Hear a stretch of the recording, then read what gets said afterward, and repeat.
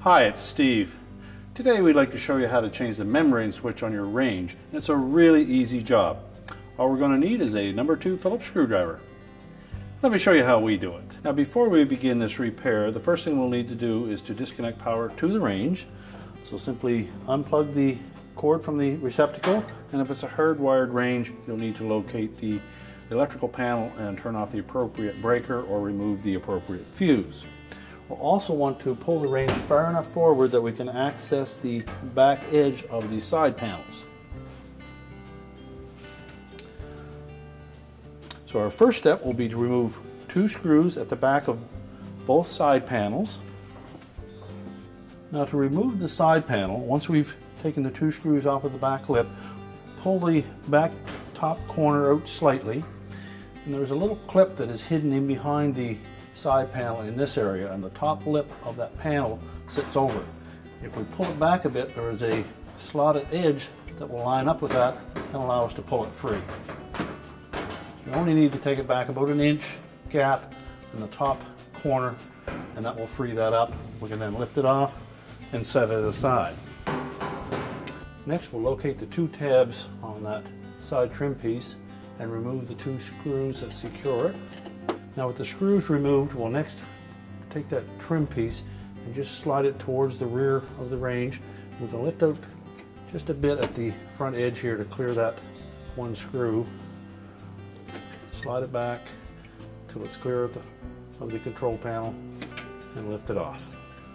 Now that will expose the single screw up in the top. It goes through the end cap, and we need to remove that and set it aside. And then we can go and remove the screws from the bottom of the control panel. Now to remove the screws from the bottom of the control panel, we'll open up the oven door. And on this model there are 3 screws across the back. Take all 3 of those out. You can then close the oven door up.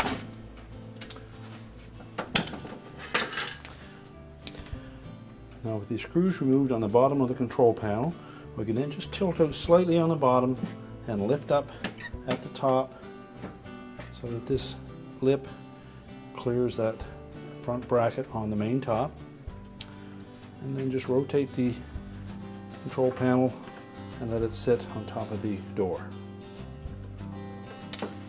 We'll next remove the ribbon connector from the membrane switch where it connects to the control. And then we're going to take out these 4 screws, 2 on each side, that secure the control to the mounting bracket.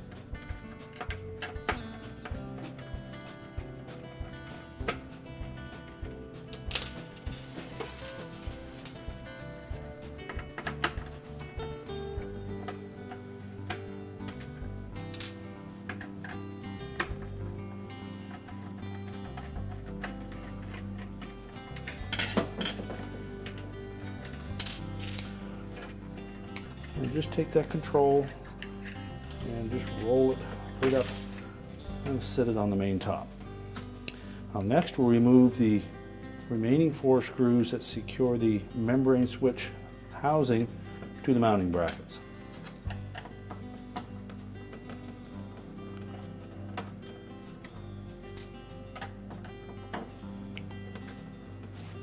And these screws are a smaller screw, and they're actually a machine thread as opposed to a self-tapping screw.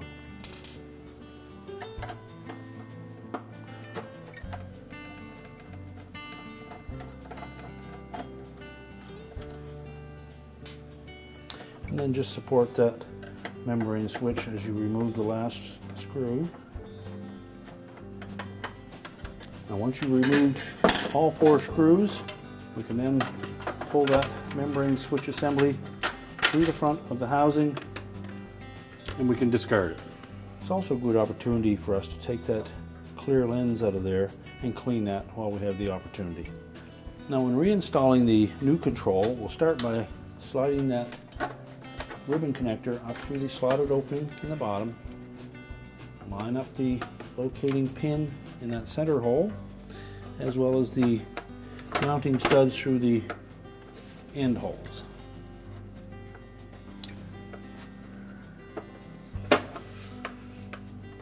Once we have all those in the proper position, just hold it in place and then install a couple of the mounting screws.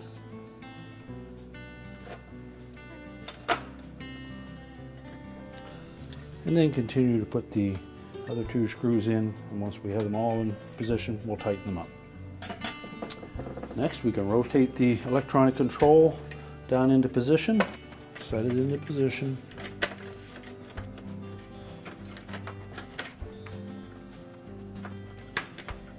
and then we can reinstall the retaining screws.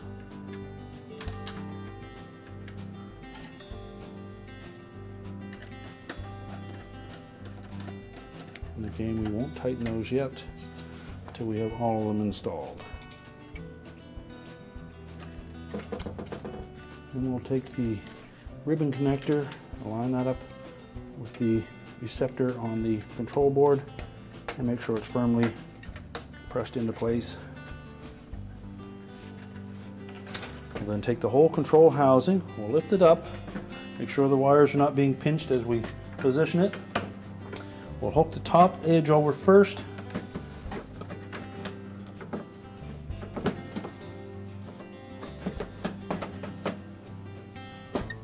and rotate it down into position.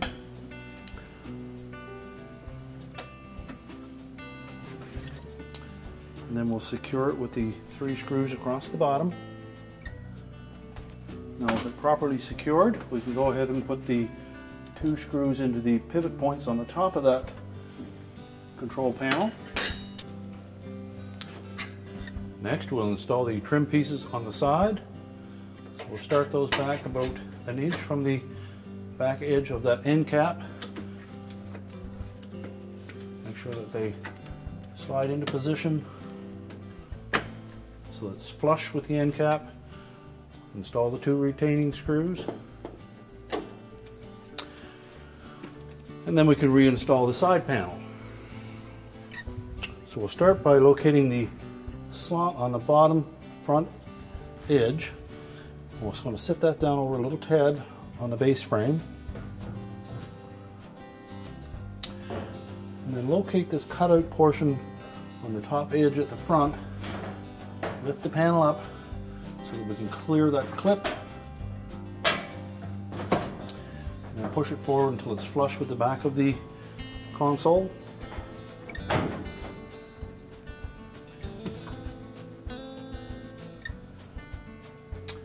Once we have that in position, we'll take the 2 screws that secure it to the back, make sure those are tight and securely, and then we can do the same on the opposite side. Lastly, we will take the protective plastic on that membrane switch and just peel that off.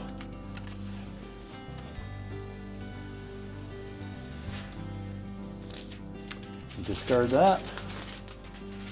We're now ready to reconnect the power, and our repair is complete.